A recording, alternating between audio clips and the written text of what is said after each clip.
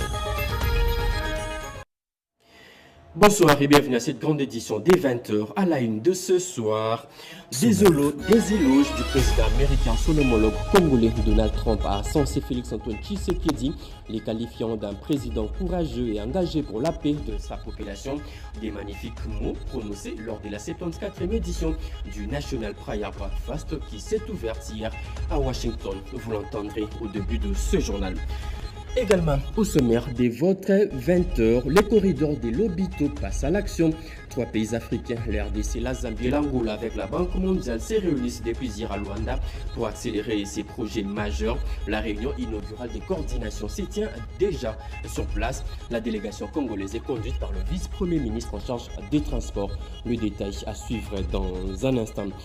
Et enfin, Kinshasa, sous une forte vigilance et en alerte sécuritaire, le FARDC et la police ont reçu des consignes fermes pour le début de patrouilles mixtes dans tout le coin de la capitale. Consignes données lors d'une parade présidée par le général-major Stazem Bouyou, commandant de la 14e région militaire.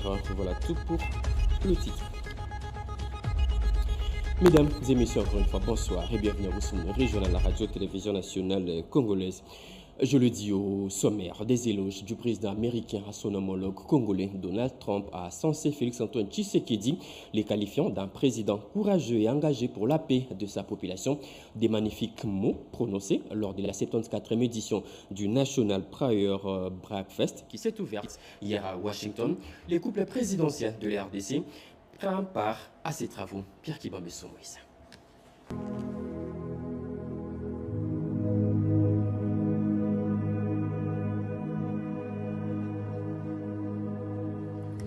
Le grand événement tant attendu a vécu ce jeudi 5 février 2026. Washington a accueilli le 74e National Prayer Breakfast, ce grand rassemblement annuel qui a réuni le président des États-Unis d'Amérique, les membres du Congrès américain et plus de 3500 leaders internationaux autour des valeurs de prière et d'unité placées sous le thème de la réconciliation et du dialogue. Séjournant dans la capitale des États-Unis d'Amérique pour une visite officielle, le président de la République Félix-Antoine Tshisekedi Tshilombo a pris part à cette rencontre nationale américaine de prière en compagnie de son épouse, la distinguée première dame Denise Nyakeru Tshisekedi. Le couple présidentiel de la RDC a été chaleureusement salué par le président des États-Unis d'Amérique, Donald Trump, qui a loué l'accord de partenariat stratégique signé avec son homologue de la RDC. Merci, Monsieur le Président.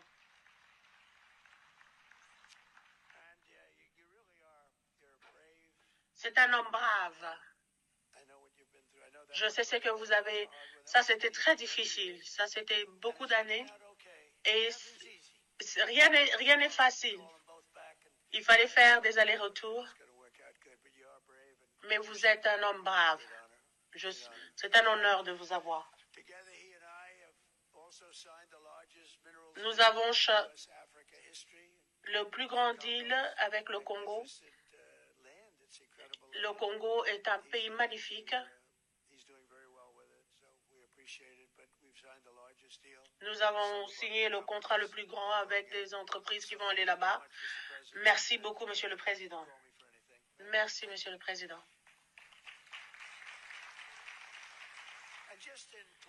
Dans son intervention, le président de la République a inscrit son message dans l'esprit du thème principal de la cérémonie en rappelant la valeur universelle de la dignité humaine. Le chef de l'État a formulé le vœu de paix et de fraternité entre les nations, appelant à l'avènement d'un monde où la paix, la justice, la droiture, la liberté, la sécurité et la dignité sont davantage garanties pour tous. Selon les organisateurs, l'objectif du National Prayer Breakfast est de promouvoir la prière collective, le dialogue et la réconciliation entre les responsables des sensibilités diverses dans l'esprit de Jésus de Nazareth. À travers la visite du chef de l'État à Washington, la République démocratique du Congo et les États-Unis d'Amérique réaffirment leur volonté de bâtir un partenariat fondé sur la confiance, le respect mutuel et des intérêts au service de la paix, de la prospérité et la stabilité régionale et internationales.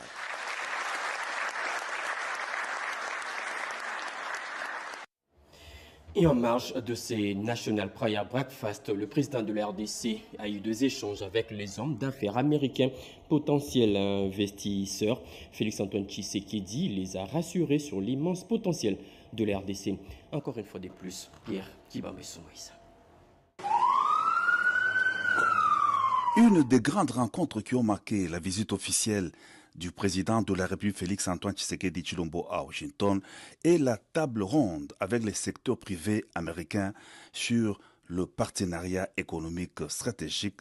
C'est jeudi 5 février à la Chambre de commerce des États-Unis d'Amérique.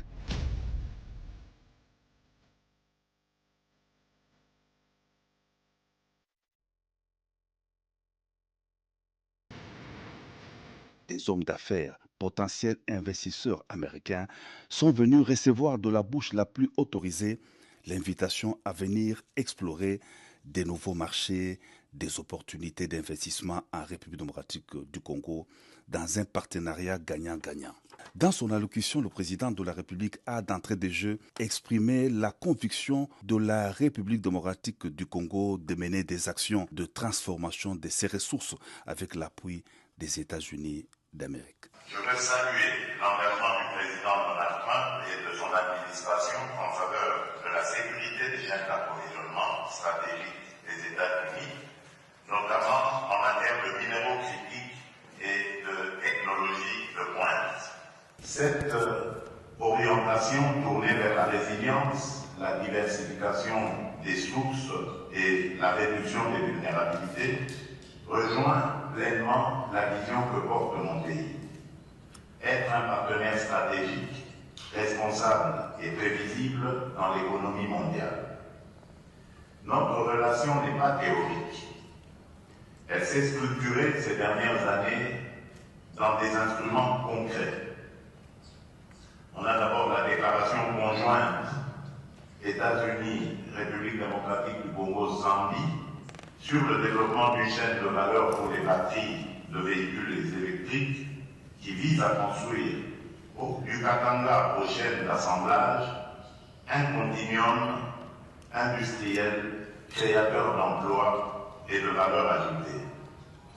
Ensuite, nous avons l'adhésion de la République démocratique du Congo au Minerals Security Partnership Forum, qui consacre notre rôle dans l'architecture émergente des chaînes d'approvisionnement en minéraux critiques. Et enfin, et plus récemment, la signature de l'accord de partenariat stratégique entre la République démocratique du Congo et les États-Unis d'Amérique en décembre 2025, ouvrant la voie à une coopération approfondie sur les ressources minérales, les infrastructures, l'énergie et la gouvernance des investissements. Devant le monde des affaires américain, le président de la République a aussi souligné que la RDC n'est pas seulement riche en ressources naturelles, elle est aussi riche en jeunesse, en terres fertiles et potentiel énergétique. Notamment, la RDC détient l'un des plus grands potentiels hydroélectriques du monde à travers le fleuve Congo, à savoir les complexes Inga. Le président de la République a aussi mentionné les couloirs vers Kinshasa-Kivu, une vitrine de développement durable. Avec ses énormes potentialités d'investissement, la RDC souveraine rassure les meilleures conditions du climat des affaires. La République démocratique du Congo ne recherche pas des relations opportunistes. Elle recherche des partenariats stratégiques, mutuellement gagnant-gagnant, fondés sur la clarté des règles, le respect mutuel, la transparence et une ambition commune.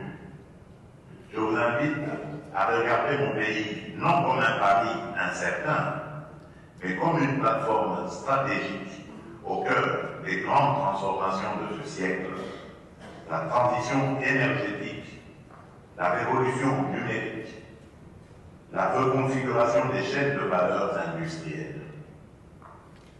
Nos défis sont réels, certes, cependant vos compétences, vos capitaux et vos technologies peuvent les transformer en opportunités partagée. We are open for business. We are ready to move forward with you. Notre cap est clair. Notre engagement est total. À vous maintenant de saisir l'opportunité d'investir avec visibilité, de produire avec ambition et d'innover avec impact aux côtés du peuple congolais. Je vous remercie.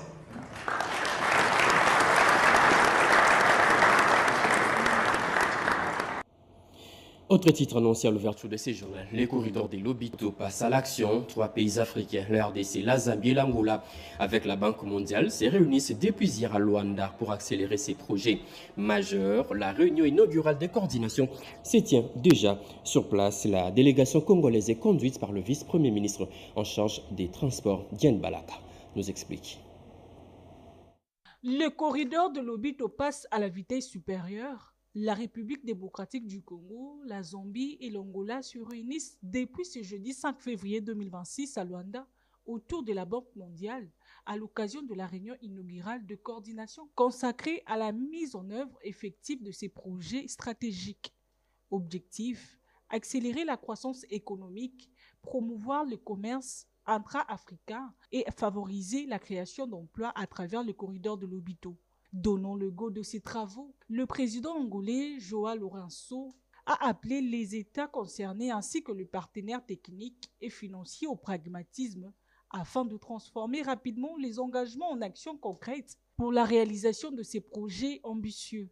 Le vice-premier ministre, ministre des Transports Jean-Pierre Bemba a mis en avant une approche multimodale et multisectorielle intégrant les infrastructures ferroviaires et les routes des dessertes agricoles. 2025, nous avons exporté via Lobito 260 000 tonnes. Nous espérons cette année-ci atteindre les 500 000 tonnes d'exportation. De la réhabilitation complète du rail entre Dilolo et Kolwezi-Tenke, c'est celui qui va nous permettre d'exporter dès la première année. On devra atteindre 1 million de tonnes. Au cours de la table ronde, le ministre du Commerce extérieur, Julien Paluku, a souligné l'impact positif de la ratification par la RDC de l'accord de l'Organisation mondiale du commerce sur la facilitation des échanges, notamment à travers la réduction des coûts et des délais pour les opérateurs économiques. Avec la Zambie, nous avons signé un accord pour devoir construire 5 postes frontaliers, à savoir Kasumbalesa, Sakania, Kabimba, Mokambo, pour que désormais nous puissions réduire le temps de passage des véhicules à nos frontières. De son côté, le ministre des Finances Doudou Fwamba a indiqué que la République démocratique du Congo est engagée dans des réformes visant à consolider l'amélioration du climat des affaires et rassurer les investisseurs.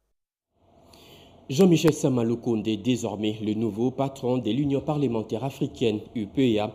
Il vient d'effectuer sa toute première visite officielle au siège de l'UPEA à Abidjan.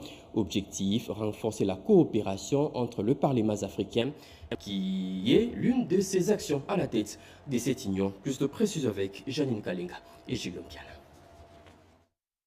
Près de 3 mois après sa désignation au poste de président du comité exécutif de l'Union parlementaire africaine, le président du Sénat de la République démocratique du Congo, Jean-Michel Sama-Lukonde Kyenge, a effectué une visite officielle de travail au siège de cette organisation parlementaire africaine à Abidjan, en Côte d'Ivoire. Jean-Michel Sama-Lukonde a été accueilli à son arrivée par le secrétaire général du comité exécutif de l'Union parlementaire africaine, Idiga de Boubacar, a ensuite conduit le président en exercice de l'Union parlementaire africaine, Sama-Lukonde, au siège de cette organisation parlementaire africaine pour une visite. À cette occasion, Jean-Michel Sama-Lukonde a présenté au secrétaire général du comité exécutif de l'UPEA le magazine publié à la suite de la tenue à Kinshasa du 18 au 22 novembre 2025 de la 84e session du comité exécutif de l'Union parlementaire africaine et de la 47e conférence des présidents des parlements de l'UPEA. Cette revue, une première du genre, reprend les temps forts et les résolutions des assises de Kinshasa. Avec le secrétaire général de l'UPEA, Jean-Michel Sama Lukonde a évoqué les défis et opportunités pour la promotion de la démocratie et le développement en Afrique. En outre, le président du Sénat congolais a échangé avec son homologue ivoirienne Kandia Kamara Kamiseko. Les deux personnalités ont abordé divers sujets, notamment le défi commun auxquels font face les parlements africains. La coopération parlementaire a été mise en avant-plan comme un levier essentiel pour relever tous ces défis. Le président du Sénat congolais et président en exercice de l'Union parlementaire africaine a exprimé sa gratitude pour l'accueil chaleureux qui lui a été réservé et réaffirmé son soutien à la coopération parlementaire régionale. Dans la suite de Jean-Michel Sama Lukonde, on note la présence du sénateur Janvier Michakasiwa, de la députée nationale Geneviève Inagosi et de quelques membres de son cabinet. L'RDC intensifie son offensive diplomatique à Gaborone, au Botswana. Son ambassadeur accrédité sur place a interpellé les corps diplomatiques sur l'aveu rwandais de son soutien au M23. Il a également exigé des sanctions sévères contre le régime rwandais. Plus de précisions avec Jacques Méché. Le cadre prestigieux de l'hôtel Grand Palme de Gaborone a servi de décor à une offensive diplomatique d'envergure. À l'initiative de la mission diplomatique congolaise, la communauté internationale accréditée au Botswana s'est réunie pour entendre la voix de Kinshasa. Au centre des échanges, l'escalade sécuritaire à l'est de la République démocratique du Congo. Patrick Mutombo Kambila, nouvellement accrédité comme ambassadeur de la RDC au Botswana et représentant permanent auprès de la SADC, n'a pas utilisé de détours. Les diplomates apportaient un message clair sur ce qu'ils qualifient des tournants. La reconnaissance publique par le Rwanda d'une coordination sécuritaire avec le rebelle de l'AFCM 23. Pour Kinshasa, cet aveu confirme enfin le multiple rapport dénonçant l'appui de Kigali à ces mouvements insurrectionnels sur les sols congolais. Avec une rigueur méthodologique, l'ambassadeur Patrick Mutombo Kambila a rappelé les principes sacrés des souverainetés et des non-ingérences. L'objectif de cette matinée est triple pour le gouvernement congolais: refermer la fenêtre politique ouverte par ces déclarations, ensuite empêcher toute tentative de légitimation du M23 et enfin déconstruire la grille de lecture unilatérale que le voisin rwandais tente d'imposer à la communauté internationale. En prenant à témoin les diplomates présents, la RDC demande que cet aveu soit désormais une pièce centrale des travaux aux Nations Unies, à l'Union africaine et au sein de la SADC. Un appel à la responsabilité qui place désormais chaque État face aux faits. Le temps du déni est désormais révolu.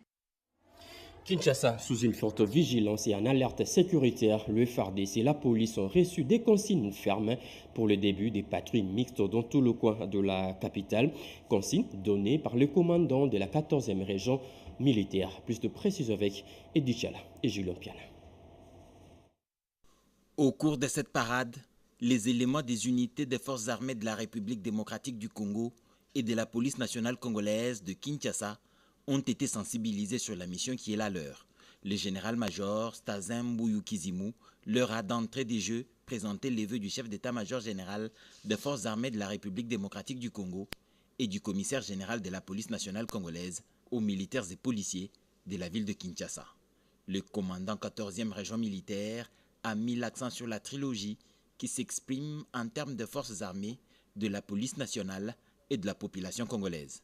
Nous appartenons tous à une même nation, qui est la nation congolaise, et au même père, qui est le garant de cette nation, Félix Antoine Tshisekedi Tshilombo, a tenu à rappeler le général-major. Il a insisté sur la vigilance de chaque élément de forces armées de la police nationale en cette période où certains traîtres cherchent à saper la sécurité et la quiétude de la population quinoise en particulier et congolaise en général.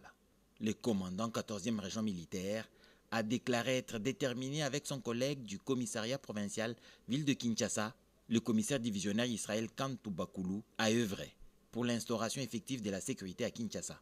Il a mis en garde ses compagnons d'uniforme d'armée et de la police contre l'utilisation abusive des réseaux sociaux et l'immixtion dans les conflits fonciers. C'est par un défilé que la cérémonie s'est terminée. Une journée noire dans la commune de Limete. 2 accidents graves ont secoué cette commune cet avant-midi. L'un impliquant une remorque qui grille le feu pour percuter un véhicule des polices avant de poursuivre les chaos. L'autre causé par la collision entre un camion-ben et une camionnette. Tous deux liés au non-respect des feux de signalisation. Richard Kalala a fait les constats. S'il y a une mise en place de robots roulage pour réguler leur circulation sur les artères de la ville de Kinshasa, il n'est pas le cas pour leur perception. Animés par la survitesse et la précipitation, certains conducteurs de la ville brûlent les signaux routiers. Tels de daltonistes, le feu rouge indique pour eux une circulation continue, à l'image de cette remorque à la 14e rue Limete qui heurte de gré le véhicule policier avant de se lancer dans une course infinie, digne d'un scénario hollywoodien. Un peu plus tôt, c'est un choc impressionnant au niveau de la première rue Limete entre un camion-ben et une camionnette dû à la mauvaise lecture des signaux, comme l'explique ici ces témoins oculaires. J'étais sur place moi-même, donc feu rouge et peli et puis sur priorité dans la voie secondaire Bakota. Les véhicules derrière moi s'est retrouvé victime de la Mercedes-Benz qui n'a pas respecté le code routier. Le feu était rouge, mais faute de non-respect des sens giratoires, il a percuté le véhicule de la compagnie du Grand Moulin de Kinshasa.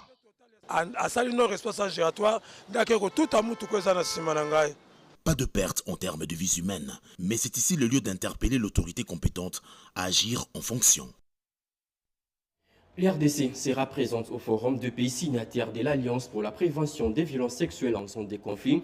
2 ministères vont porter la voix de l'RDC à ces travaux. Les ministres d'État en charge de la justice et la ministre du genre se sont rencontrés aujourd'hui pour de préparatifs. Eurydice Kitout nous en parlait. Cap sur le plaidoyer international contre les violences sexuelles et autres abus en zone de conflit. Cette fois-ci, la voix de la RDC sera portée au Forum des pays signataires de l'Alliance pour la prévention de violences sexuelles en zone de conflit. Les enjeux liés à sa participation, la nécessité de renforcer la coordination des actions ainsi que les démarches à mener auprès de la Cour pénale internationale et à Genève au Conseil de droits de l'homme ont été passés au peigne fin. Le ministère de la Justice a la préséance dans ce programme qui nous a tous amenés à pouvoir signer l'accord et aussi parce qu'il y aura des programmes comme sur la CPI, sur tout ce qui est justice, tout ce qui est légal qu'on va travailler. Il y aura plein de programmes qui vont avoir lieu à Genève, des programmes sur les enfants qui sont nés de viol.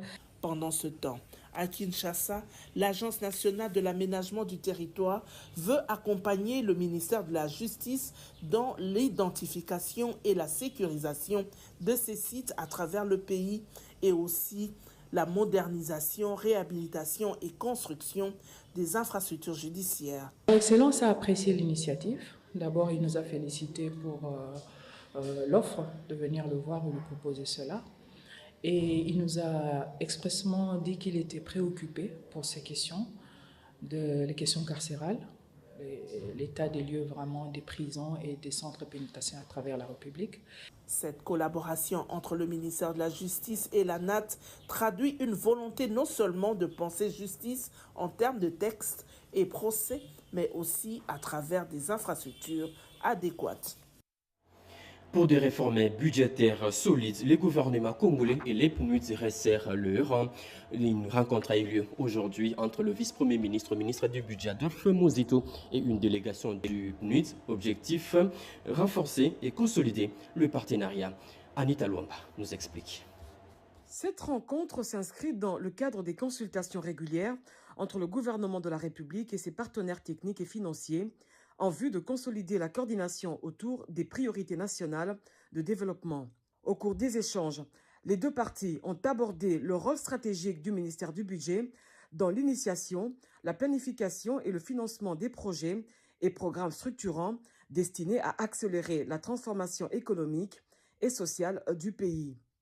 Un accent particulier a été mis sur la mobilisation des ressources, la budgétisation orientée vers des résultats ainsi que la priorisation des investissements publics à forte valeur ajoutée.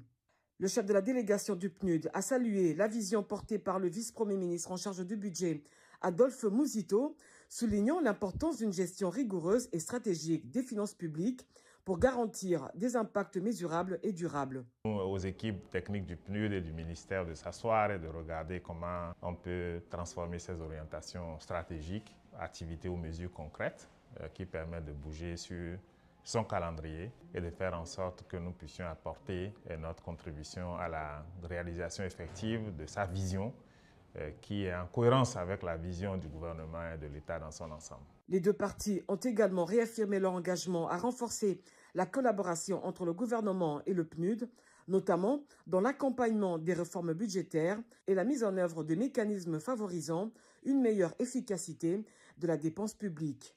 Cette rencontre illustre la volonté commune de consolider un cadre de coopération dynamique orienté vers des résultats concrets en appui aux ambitions de développement durable de la République démocratique du Congo. Les logiciels Logirac ouvrent la voie à une lutte acharnée contre la fraude dans la mobilisation de recettes non fiscales. L'écho des sources de ces logiciels a été remis au directeur général de la DGRAD cet avant-midi par le directeur de cabinet du ministre des Finances, Cédric Inina, nous en parlait. Moment historique dans le cadre de la réforme des finances publiques en RDC. La remise officielle de codes sources et des logiciels de gestion intégrés des recettes administratives et domaniales, Logirad, à la DGRAD. Une cérémonie solennelle présidée par les directeurs de cabinet du ministre des Finances en présence des partenaires techniques et financiers. Objectif, renforcer la modernisation et l'autonomie de l'administration des recettes non fiscales. C'est ce qui est comme l'ambition d'atteindre un niveau plus élevé des recettes. Et pour cela, cette infrastructure qui a été mise en place, qui va gérer la DGRAD, va permettre dans le secteur des recettes non fiscales de pouvoir optimiser et rationaliser la mobilisation des recettes. Dans son allocution, le directeur général de la DGRAD, Eugène Otudi Lutula, a salué la vision et l'engagement du ministre des Finances pour les réformes ambitieuses des finances publiques inscrites dans la droite ligne de la vision du président de la République, Félix-Antoine Tshisekedi. Ce logiciel nous permettra de lutter contre la fraude, mais aussi d'accroître les recettes non fiscales afin de donner au gouvernement les moyens de sa politique. Mise en production depuis 2023, le logiciel Logirad a été progressivement déployé à travers les pays. Sa première phase couvre 6 secteurs clés de l'économie, représentant près de 65% des recettes non fiscales. Ceci est un pas décisif vers la souveraineté numérique de l'État congolais au service de la mobilisation optimale des ressources publiques. Le Forum économique RDC-Afrique du Sud se termine sur des avancées concrètes et des projets structurants. Le Fonds des promotions de l'industrie FPI, qui a échangé avec cette délégation sud-africaine, a annoncé des résultats concrets avec des projets phares. Alain Bikaï pour le reportage. C'est sous une note de satisfaction que s'est clôturée la mission conjointe d'exploration d'opportunités d'affaires entre la République démocratique du Congo et l'Afrique du Sud. Selon le directeur général du FPI, Claude Hervé Toumbaba Toukonké, après plusieurs jours de travaux de haut niveau et de visites de terrain, notamment dans les zones économiques spéciales de Kinmalebo et de Maluku, ont permis d'aligner les priorités et de dégager un pipeline de projets crédibles.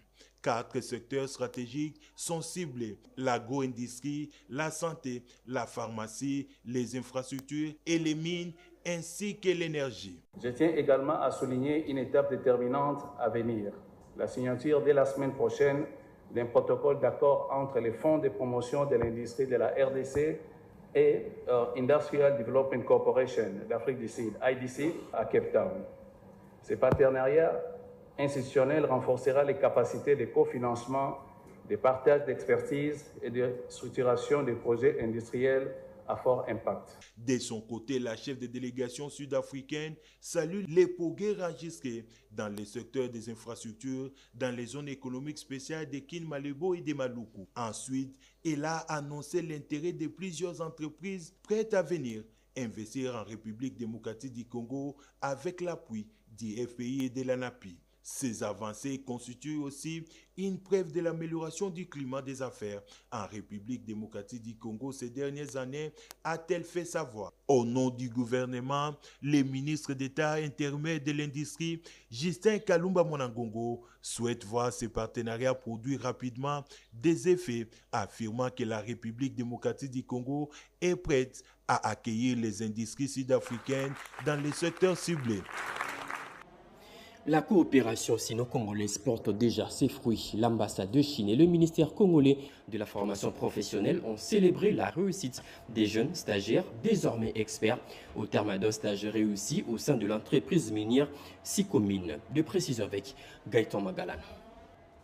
De premiers bénéficiaires de la conférence sino-congolaise sur la formation professionnelle reçoivent ici le félicite de la Chine, aussi du gouvernement de la RDC représenté par le ministre Marc Ekila.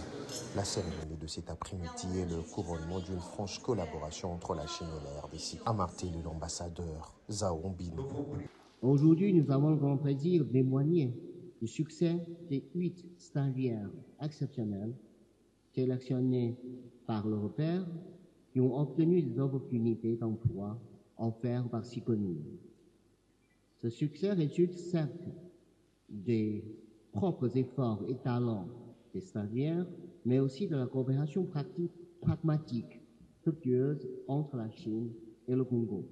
Une initiative qui traduit en acte l'engagement pris par le gouvernement congolais par le biais du ministère de la Formation professionnelle et la République populaire de Chine d'œuvrer en faveur de la jeunesse. Dans son argumentaire, le ministre remarquait qu'il salue le partenariat sino-congolais avant d'y mettre le souhait de pérenniser cette collaboration pour en faire une opportunité à la jeunesse.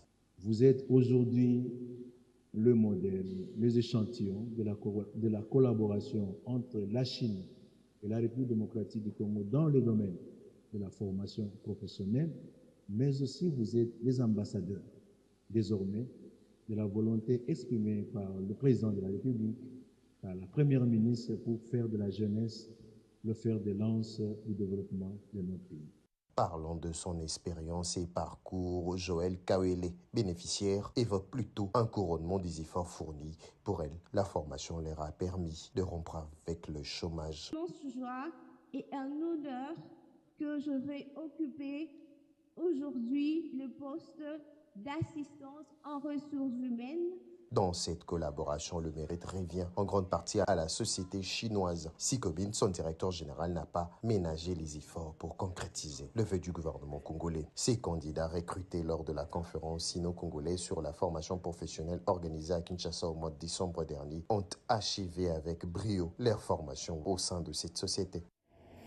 Le G24 reconduit son partenariat avec le groupe Lisungi et cette fois-ci, il étend ses actions à Uvira avec objectif protéger 20 000 foyers et toucher 4 000 jeunes. Le partenariat mise sur la santé universelle et l'éducation pour transformer des vies sans Niang. C'est un engagement qui se renouvelle et qui s'élargit. Dans le cadre de ses activités pour l'année 2026, la Fondation G24 de l'honorable Jean-Marie Loukoulassi annonce le renouvellement de son contrat de couverture de santé universelle avec son partenaire Lisungi. Un bonheur pour les ex-Kuluna et les jeunes de Zévré. Grâce à ce partenariat reconduit, près de 20 000 foyers composés de papa, maman et 4 enfants continueront de bénéficier d'une prise en charge médicale complète. Consultations, pathologies courantes et certaines interventions chirurgicales concernées. L'année 2026 marque également un tournant majeur. Dans les tout prochains jours, ce même modèle de couverture santé universelle sera lancé dans la ville d'Uvira, au sud Kivu. Une innovation majeure qui cible directement la jeunesse. À Uvira, près de 4 000 jeunes adhérents de G24 bénéficieront non seulement d'une couverture médicale, mais aussi d'un programme de réinsertion sociale axé sur la formation à un métier et l'autonomisation. Pour la mise en œuvre de ce volet essentiel, G24 s'apprête à sceller un contrat stratégique avec l'Institut national de préparation professionnelle INPP afin de garantir une formation professionnelle de qualité, véritable levier pour un avenir plus stable et plus digne. Ces actions s'inscrivent dans la vision du chef de l'État, Félix Antoine Tshisekedi Tshilombo, portée avec efficacité par les ministères de l'Intérieur, du Budget et des Finances engagés en faveur de la protection sociale et de la jeunesse congolaise. Par ces initiatives, la réinsertion sociale des jeunes n'est pas un choix, mais c'est une urgence nationale pour protéger les familles et construire un Congo sûr et digne. Des soins de santé gratuits pour les enseignants du territoire de Kabea-Kamwanga dans le Kasaï oriental et leurs dépendants. La mutuelle de santé pour enseignants vient d'être installée sur place, suivant son inauguration avec Eugénie Dada-Chabani. Le plan stratégique de couverture santé universelle permet à tous les Congolais de bénéficier des soins de santé de qualité. Dans le cadre de la mise en œuvre de cette couverture santé universelle, 1200 enseignants du territoire de Kabea-Kamwanga dans la province du Kasaï oriental viennent de bénéficier de la prise en charge médicale grâce à la mutuelle de santé MESP. Le ministre provincial de la Santé, Daniel Kazadi, a lancé cette activité de prise en charge sanitaire des enseignants au nom du gouverneur du Kasaï oriental. Cet événement marque une étape historique dans notre engagement collectif en faveur du bien-être social et sanitaire de celles et ceux qui portent chaque jour la noble mission d'éduquer nos enfants et de préparer l'avenir de notre chère province. Je vous invite donc à vous l'approprier pleinement et en faire un instrument durable de solidarité et de protection mutuelle. Occasion pour les secrétaires exécutifs de MESP de rappeler que cette action s'inscrit dans la vision du chef de l'État en faveur du bien-être social de tous les Congolais. Sur cette terre chargée d'histoire, que nous réaffirmons notre engagement en faveur de la justice sociale, de la solidarité nationale. À vous, chers partenaires des soins, responsables des formations sanitaires, la MESP mutuelle agréée attend de vous des soins de qualité administrés à l'enseignant congolais et ses dépendants. L'intersyndicale a saisi cette opportunité pour faire des plaidoyers pour l'augmentation des salaires des enseignants dans toute la province. Quelques jours seulement après sa prise de fonction, la présidente du conseil d'administration de la SENSAP passe à l'action. Elle vient de tenir une réunion stratégique avec les groupes FINATU et les responsables de ces teams, des démarches proactives pour renforcer la gouvernance. Sandra Nianki. Une chaude poignée de main, un signal fort. La présidente du conseil d'administration de la SENSAP, Marie Karumbana Bintumbongo, reçoit le président du groupe FINACTU, Denis Chemilier. Une rencontre qui illustre la volonté de l'institution d'accélérer sa transformation. Représenté par son président Denis Chemilier, le groupe FINACTU accompagne la SENSAP dans le renforcement des mécanismes de gouvernance, la gestion stratégique des risques, l'internationalisation des bonnes pratiques et leur adaptation aux réalités africaines. Nouvellement portée à la tête du conseil d'administration, Marie Karumbana Bintumbongo a posé des préoccupations claires, précises et prospectives axées sur les innovations technologiques et organisationnelles, l'anticipation des nouvelles réglementations et les tendances macroéconomiques. Des échanges de fonds salués par Denis Chemilier, président du groupe FINACTU. Je lui ai fait le récit de l'avancement. Elle m'a longuement questionné sur des détails. On sent qu'elle va tout de suite dans les détails qui comptent, les détails qui sont importants. Et donc, j'ai essayé de répondre du mieux que j'ai pu à ces interrogations et je pense qu'elle était satisfaite. Moi-même, en tout cas, je suis extrêmement satisfait de cet entretien. La séance de travail s'est déroulée en présence du directeur général adjoint de la SENSAP, Maître Gabin Kalala Kabengele, ainsi que de Noël Yannick Kampika, directeur des études de statistique et planification. Déterminée à accompagner la direction générale dans la quête de l'excellence institutionnelle, la présidente du conseil d'administration a également échangé avec les PDG de la firme CETIM, basée à Montréal au Canada. Larbi Benouna, autour de la formation des membres du conseil d'administration de la sécurité sociale. Un dossier soumis à une analyse approfondie. Le secrétaire permanent de l'Union sacrée attendu à France, plus précisément à Paris, pour l'installation de la coordination de l'Union sacrée et France. L'invitation lui a été remise cet avant-midi par l'ambassadeur congolais accrédité en France, Émile Ngoï. Robert Ndaye. Émile Ngoy, ambassadeur extraordinaire et plénipotentiaire de la République démocratique du Congo accrédité en France, a rencontré ce jeudi 5 février 2026 le secrétaire permanent de l'Union sacrée de la Nation, le professeur André Mbata-Betukume Soumangu, deux professeurs qui ont salué la reconnaissance internationale du président de la République et haute autorité politique de l'Union sacrée de la Nation, Félix Antoine Tshisekedi Tshilombo, par le président américain Donald Trump lors du National Prayer Breakfast à Washington. Pour le secrétaire permanent de l'Union sacrée de la Nation, André Mbata-Betukume Soumangu, cette reconnaissance constitue un signal fort envoyé à l'AFC M23 et au Rwanda. Ceci marque un tournant stratégique pour la République démocratique du Congo sur la scène internationale. L'ambassadeur Émile Ngoy se félicite de voir le chef de l'État, Félix Antoine Tshisekedi Tshilombo, corriger l'histoire dans le domaine de l'enseignement par la construction des universités. Nous disons chapeau bas à son Excellence le président de la République, Félix Antoine Tshisekedi Tshilombo, pour la correction qu'il a apportée à l'histoire. Dans notre histoire, on n'a pas bâti des universités depuis le départ des Belges. Aujourd'hui, vous voyez, ce sont des fleurons. Nous avons été dans les universités à travers le monde. Ce qu'on voit à Kananga, ce qu'on voit de l'IPEN aujourd'hui, ce qu'on voit à Mbujimaï, ce qui va sortir, qui est en train de sortir des terres en Ituri, ce qui est en train de sortir des terres de Mbandaka et dans le reste de la République dans le cadre du programme des 145 territoires.